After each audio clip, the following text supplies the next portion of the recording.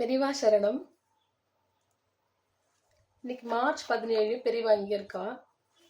இன்னைக்கு தலைப்பு சாந்தமும் ஆனந்தமும் கைகூடும். சாக்ஷாத் பராசக்தியை சங்கீத மூர்த்தியாக பாவிக்கும் போது அவளுக்கு ஷியாமலா என்று பெயர்.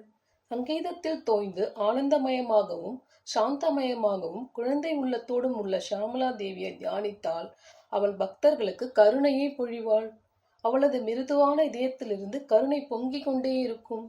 தெய்வீகமான சங்கீதம் ததும்பும் சந்நிதியில் சாந்தமும் ஆனந்தமும் தாமாகவே பொங்கும்.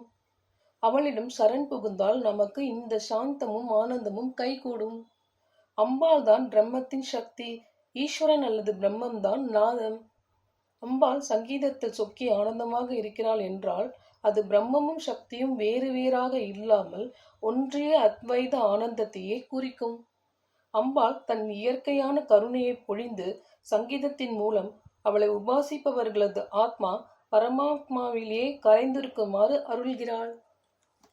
பெரியவா சரணம். தேங்க்யூ.